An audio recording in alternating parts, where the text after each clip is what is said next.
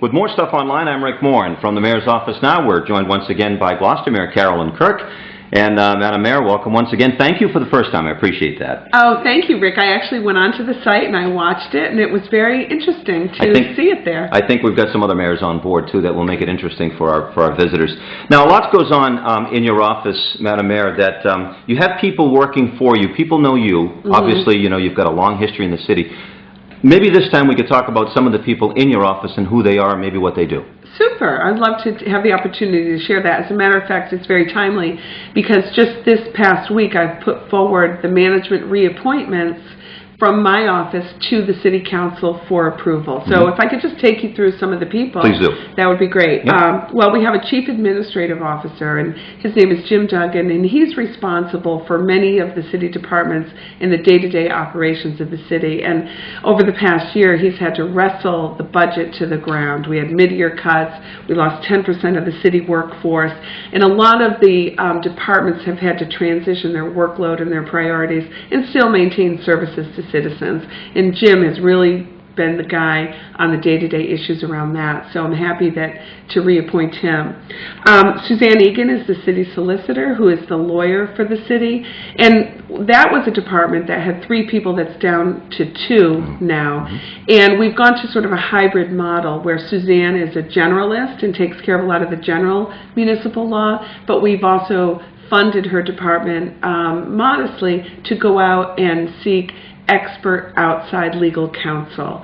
And so she's on board with that shared, she shares that vision of having a hybrid generalist in-house and going outside for legal expertise. So if there are specific questions outside of her expertise, in case you would go. So, or even specific cases that we might outsource altogether.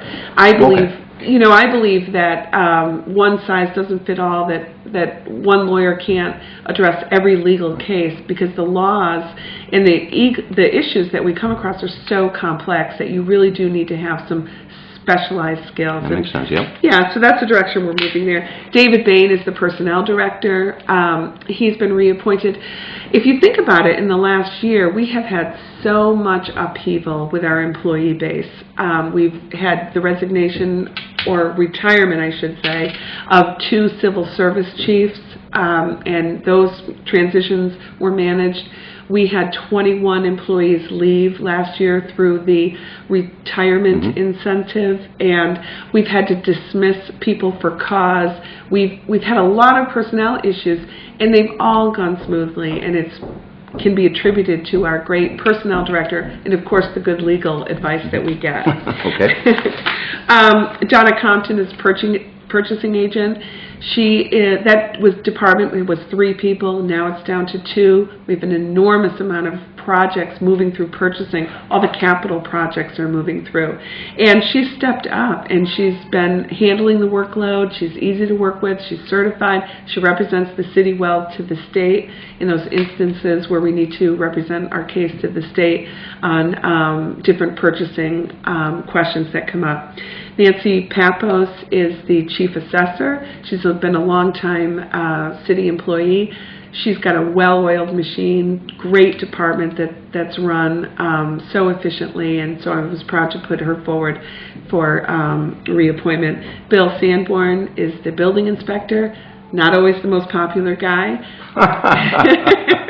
but he knows the law inside and out. He knows building codes inside and out, and so that's what's important is, you know, really working from a fact base and a fair interpretation of the rules and regulations. And Bill, sometimes people don't like the opinion he might render, but he really knows his business. So he's been put forward.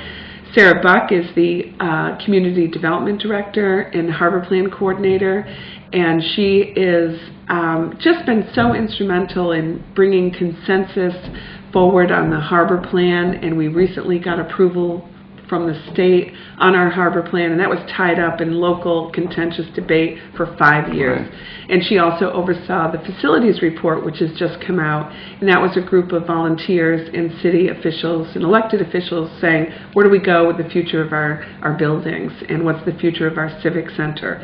Will it Should it be located downtown, or should everybody move up to the Fuller School? So that's a big question, and Sarah's leading that effort. We also have Jeff Town, who's the CFO of the city. Phenomenal resource, and in fact, the Department of Revenue gave a referral to another city that had a lot of questions, and the Department of Revenue said you got to talk to the city of Gloucester and Jeff Town, and he can provide you some answers and best practices. So that's a huge compliment. It's the highest compliment that we could have, is that the Department of Revenue from the state is referring Gloucester to other cities for advice and a role model. And that's, believe me, when I took office, that's not where we were with the Department of Revenue. And Mike Hale is the DPW director. He was put forward for a 2-year appointment, and it was quite funny. In the meeting in front of City Council, the subcommittee that was reviewing the appointments, the room burst into applause for Mike Hale. He has an engineering background. He's got the planning degree. He's got the respect of his men. He's got very few resources, and he has a ginormous load of work. We've got the water project, the CSO project, the wastewater treatment plant project. We've got the day-to-day operational management issues confronting the city, potholes, road repair, you name it, snow plowing, beaches, parks. It's a huge city, and from a Department of Public Works standpoint, we're 26 square miles. The other cities around us, they just don't have nearly that land mass, and so the implication for taking care of that through Public Works is huge. And Mike has done a phenomenal job. Now, these appointments are for how long? It depends on the position. Mike Hale's the DPW director. It's 2 years. For Nancy Papos, principal assessor, it's 3 years. Everyone else is about 1 year, a 1-year appointment. Okay, and in general, the city council approves these without rancor, I would presume? No, there's rancor sometimes. This team in particular is very tight and performing very well, and we are happy that the council embraced every one of the appointments. But that hasn't always been the case. This is really the 3rd time I've been before City Council with appointments, and some people don't do so well. And there's a lot of reasons for that.